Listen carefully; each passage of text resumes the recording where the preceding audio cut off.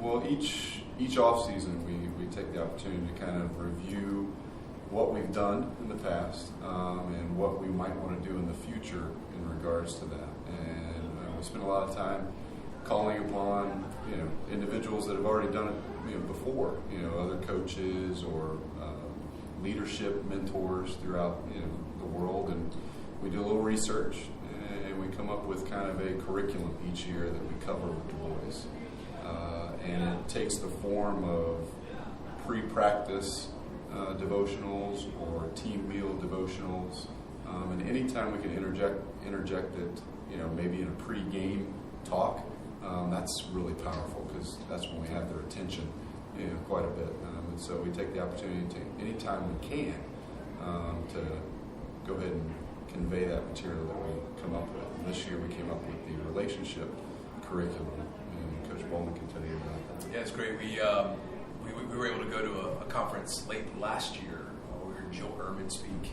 Joe Ehrman, who also spoke at our Hall of Fame ceremony last year, and talked about the power of relationships. And literally, I remember during it, Jason and I kind of shot a look at each other and just realized that was kind of the baseline. And so we started about a year ago right now in the off season, talking about why we think relationships are really that important. Because the game leaves you. We have to hang them up sometimes, some of them sooner than others. But the relationships that you have stay with you forever. And if you can make deep, lasting relationships, that's the core of life. And we really want our boys to know that championships are great. They're fantastic. They're fleeting.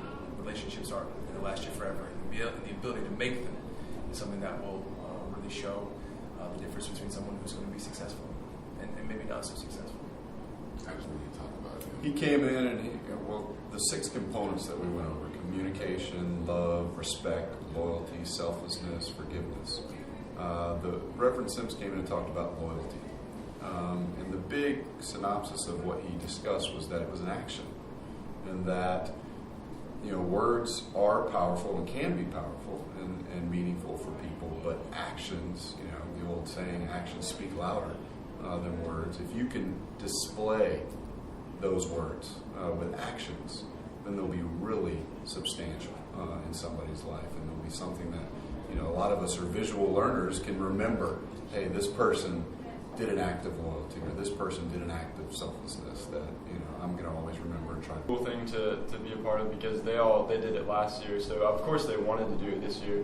But if they didn't do it this year, it wasn't complete disappointment for them because they've already been there. But the fact that they wanted to get there so that I could be there too, it was pretty cool just to have a support group like that and a group of guys that is not only working for themselves, but they're working for you.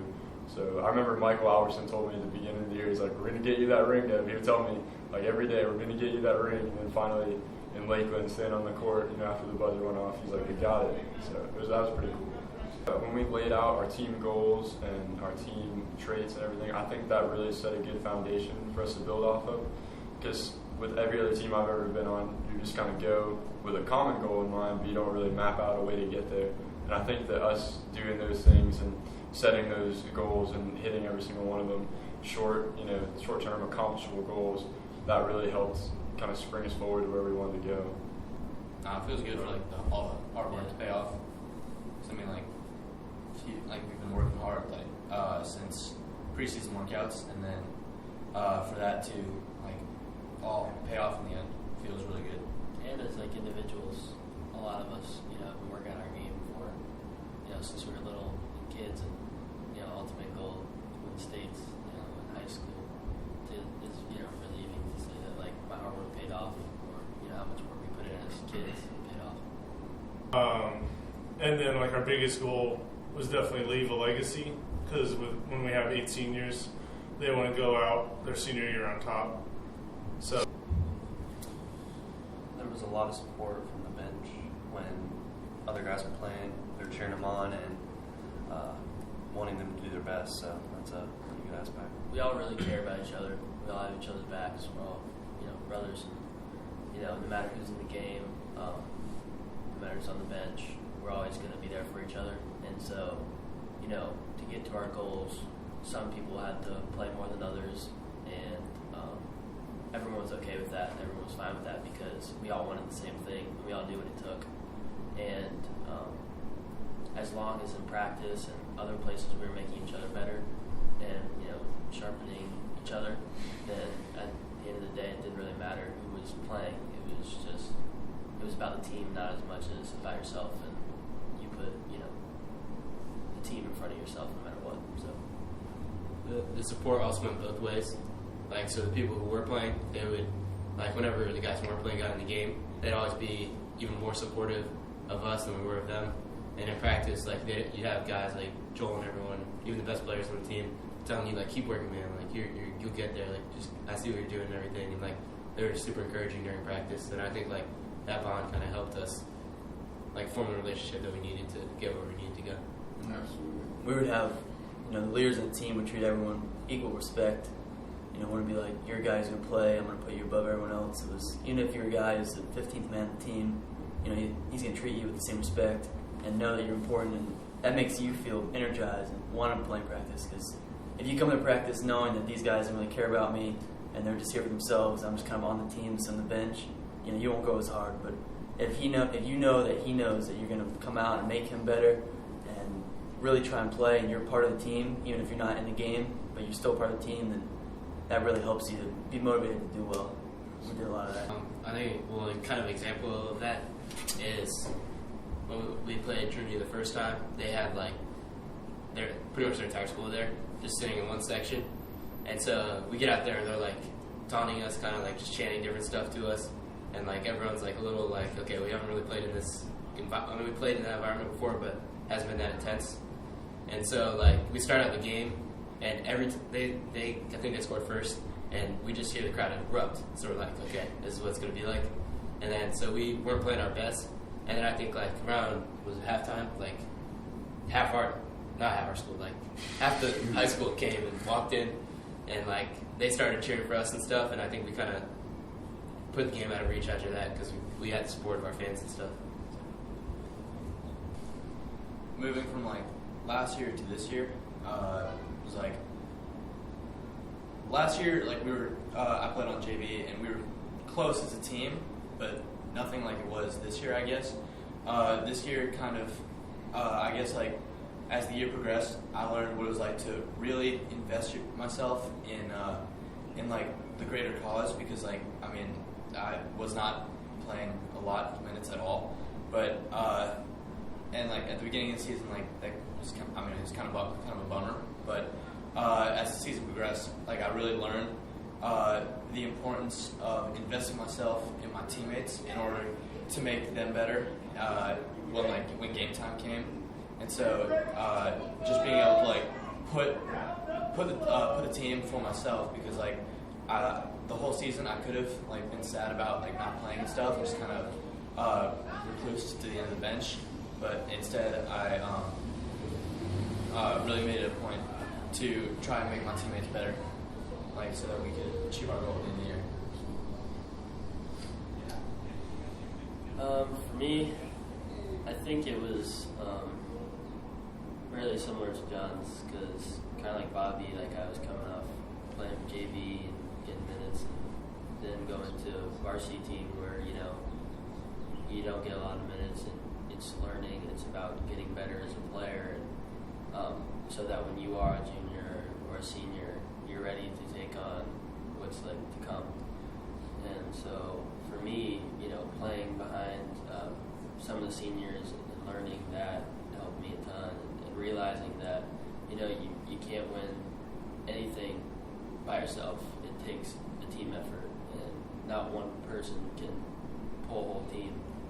And it took each and every person on our team to get our ultimate goal, which was states. And I mean, whether it was us playing hard in practice, or us getting the guys ready, running other teams' plays in practice to get them ready for what they may see in the next game, that was all important, hours, minutes, and seconds that we put towards winning states. So it was good.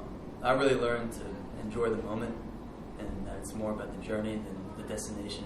Because, like, starting the season off, I was like, we had a good team. I knew we were gonna have a good team, and it was kind of like, man, if I could lead this season with the state championship, it'd be awesome.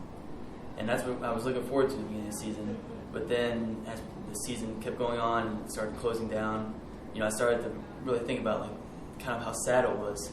And then in the championship game, the final buzzer goes off, and it's awesome. We won the state championship, but it's kind of bittersweet because like the day after when it's all over and we don't have practice, we don't get to go, and it was really just kind of disappointing that it was over. It was great. It was great that we won, and it was an unbelievable season. But just once it was over, like I just never wanted to end. I really learned that you gotta enjoy what you're doing because that's more important than the end goal. I learned like a ton of things during the season, but a lot of the things, the biggest thing I learned was that the best basketball teams don't necessarily have the best talent. And this year's team we had Joel, who's going to North Carolina, and Jay and Devon and everyone. So we had a lot of talent, but without our team chemistry, which was definitely the best team chemistry-wise I've ever played on, we wouldn't have made it that far, definitely, because there were other teams in that tournament just as good as us who, like Reball was a close game, but you could tell that we believed in each other a lot more and we could make bigger plays without fearing the consequences. I'm Evan, because you asked for the name. Oh, yeah. But throughout the season, I would just like to say that I learned many things. But the one thing that I think stuck in my mind is like the relationships that we all had together. And it's a great thing to know that everyone on your team has your back and will be there like at a moment's instant snap.